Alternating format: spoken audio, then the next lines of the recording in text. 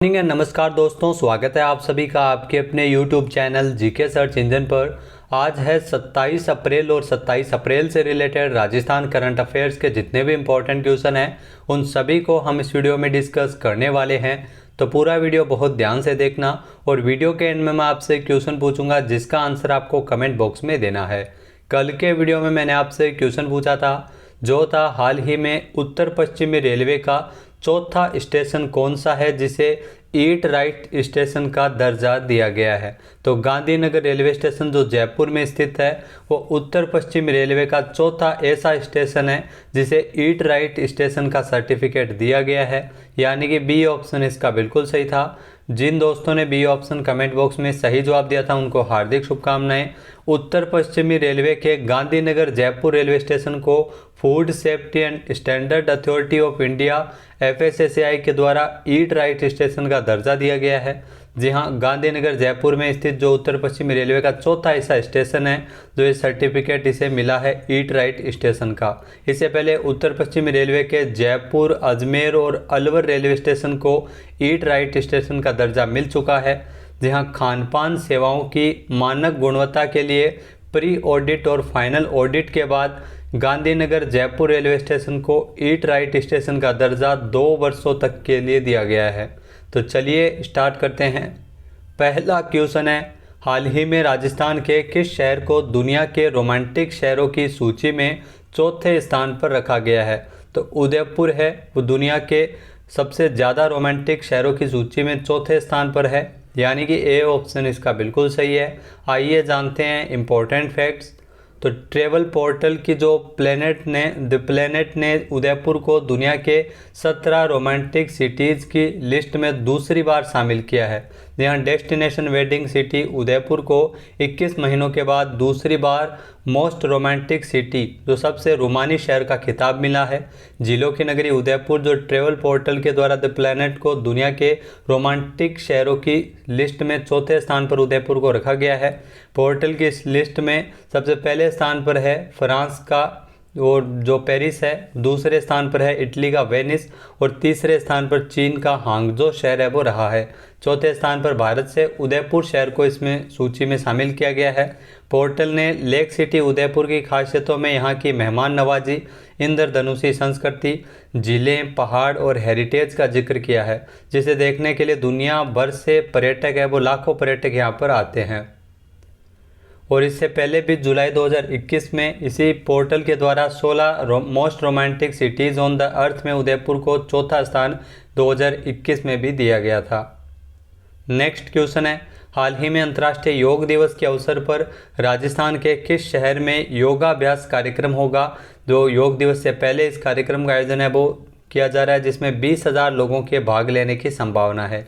तो ऐसा कार्यक्रम है वो 2 मई को जयपुर में होने वाला है, यानी कि बी ऑप्शन इसका बिल्कुल सही है। योग दिवस जो 21 जून को मनाया जाता है उससे पहले जयपुर में 2 मई को इसका योगाभ्यास कार्यक्रम होगा जो अंतर्राष्ट्रीय योग दिवस से पहले।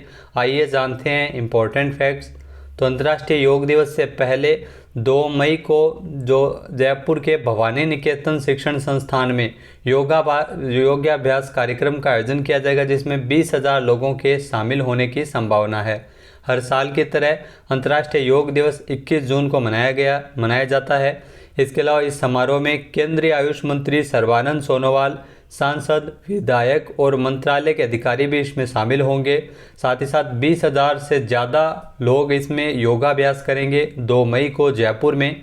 जी हाँ, जयपुर के भवानी निकेतन शिक्षण संस्थान में इस योगाभ्यास कार्यक्रम का आयोजन किया जाएगा जहाँ पर 20,000 से ज़्यादा लोग शामिल होंगे। अगला क्वेश्चन है, जगत गुरु रामानंदाचार्य राजस्थान संस्कृत विश्वविद्यालय की ओर से विद्या वारिधि की मानद उपाधि किसे सौंपी गई है। तो ये उपाधि अपूर्वी चंदेला को प्रदान की गई है जो निशानेबाज है राजस्थान से, यानी कि बी ऑप्शन इसका बिल्कुल सही है। राज्यपाल कलराज मिश्र के द्वारा इनको ये उपाधि सौंपी गई थी। आइए जानते हैं इम्पोर्टेंट फैक्ट्स। तो शूटिंग वर्ल्ड कप में भारत का नाम रोशन करने वाली राजस्थान के जयपुर की रहने वाली निशानेबाज अपूर्वी चंदेला, जिनको जगत गुरु रामानंदाचार्य राजस्थान संस्कृत विश्वविद्यालय की ओर से विद्या वारिधि की मानद उपाधि इनको सौंपी गई है। राज्यपाल और कुलाधिपति कलराज मिश्र ने 26 अप्रैल को राजभवन के दरबारा हॉल में अपूर्वी चंदेला को उपाधि देकर सम्मानित किया था। कार्यक्रम के दौरान जगतगुरु रामानंदाचार्य राजस्थान संस्कृत विश्वविद्यालय के जो कुलपति है प्रोफेसर RS दुबे भी उपस्थित रहे थे। नेक्स्ट क्वेश्चन है, राजस्थान में अंतर्राष्ट्रीय कॉन्फ्रेंस और इवेंट के लिए जयपुर के बाद किस शहर में कन्वेंशन सेंटर बनाया जाएगा? तो ध्यान रखना, जयपुर के बाद है वो उदयपुर में ये कन्वेंशन सेंटर बनाया जाएगा, यानी कि बी ऑप्शन इसका बिल्कुल सही है। आइए जानते हैं इंपॉर्टेंट फैक्ट्स। तो पर्यटन के लिए मशहूर लेक सिटी उदयपुर में अब बड़े स्तर के अंतर्राष्ट्रीय कॉन्फ्रेंस और इवेंट हो सकेंगे। इसके लिए कन्वेंशन सेंटर बनाने की तैयारी है। जी हाँ, UIT की ओर से इसके लिए ज़मीन भी फाइनल कर दी गई है और यह शहर उदयपुर शहर के नज़दीक राजस्व गांव अम्बेरी में 6.5 हेक्टेयर में तैयार किया जाएगा। जयपुर के बाद ये दूसरा कन्वेंशन सेंटर है जो उदयपुर में बनाया जा रहा है। लंबे समय से जो यहाँ पर जो इसमें जो MICE meetings initiative conference and exhibition centre बनाने की मांग है वो चल रही थी। नेक्स्ट है, राजस्थान के भरतपुर संभाग में राजस्थान पुलिस द्वारा किस ऑपरेशन के तहत हजारों अपराधियों को पकड़ा गया है? तो इसमें ध्यान रखना, ऑपरेशन सुदर्शन चक्र जो भरतपुर संभाग में चलाया जा रहा है, यानी कि सी ऑप्शन इसका बिल्कुल सही है। आइए जानते हैं इंपॉर्टेंट फैक्ट्स। तो भरतपुर संभाग में पुलिस के द्वारा ऑपरेशन सुदर्शन चक्र है वो चलाया जा रहा है, जिसके तहत हजारों बदमाशों को पकड़ा गया है। ऑपरेशन सुदर्शन चक्र अभियान जो भरतपुर, धौलपुर, करौली और सवाई माधोपुर में एक साथ चलाया गया है।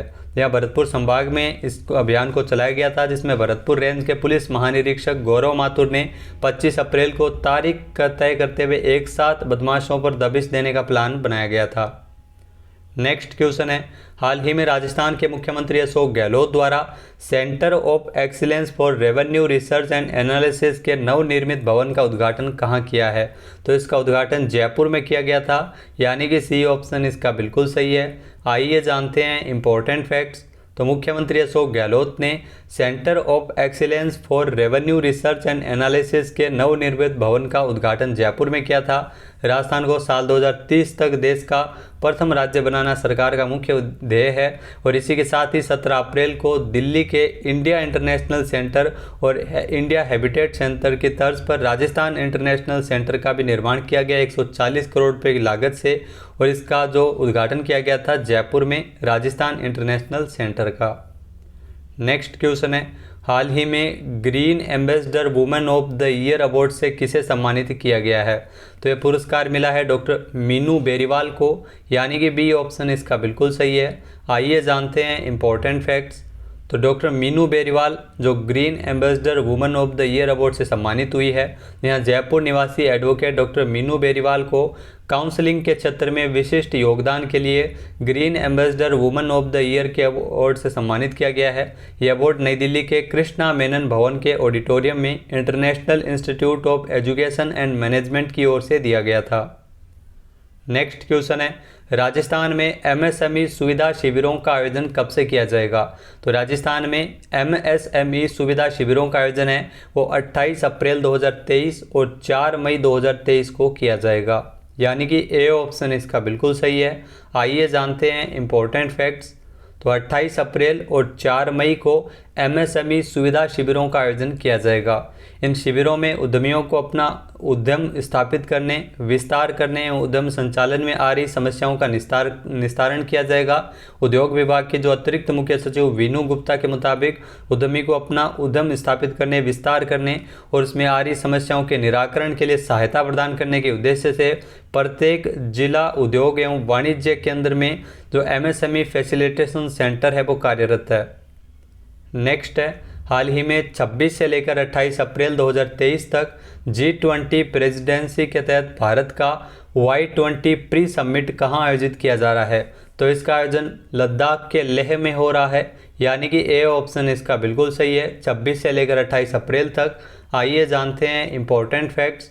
तो हाल ही में 26 से 28 अप्रैल 2023 तक G20 प्रेसिडेंसी के तहत भारत का Y20 प्री समिट जो केंद्र शासित प्रदेश लद्दाख के लेह में आयोजित किया जा रहा है। जी हाँ, Y20 यूथ के लिए ये Y20 प्री समिट है जो लद्दाख के लेह में इसका आयोजन 26 से लेकर 28 अप्रैल तक हो रहा है।